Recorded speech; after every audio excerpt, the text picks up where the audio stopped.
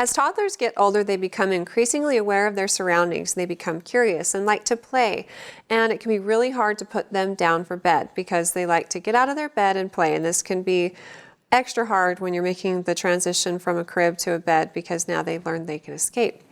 It sounds like you have a 2.5-year-old little boy who likes to get out of bed every night after you've followed a strict routine. You get him to bed at 8 o'clock, but he plays for an hour.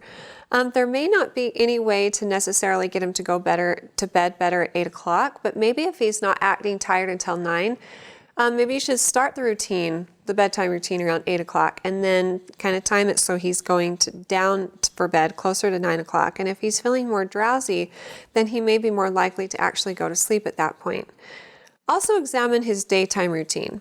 And if he's still taking naps during the day, that could be interfering with his ability to go to bed earlier, if that's what kind of schedule you want to keep him on.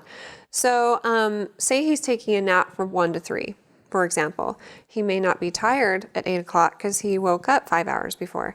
So not all kids need naps, actually. Most kids his age need about 10 to 13 hours of sleep in a 24-hour period.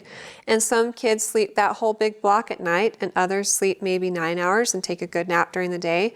So it just kind of depends. As long as he's happy and doing well during the day, then there's not much to be worried about. But if you're wanting to try to adjust his bedtime, you may have to play with nap times, and this might take like a month or two before you find the perfect combinations of naps and bedtime so that it's working well for what you've got going on with your family's schedule.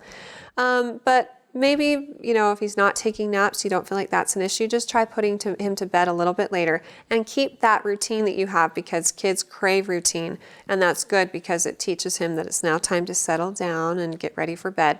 So it sounds like you're doing a great job. Just maybe start a little bit later and see if that helps out.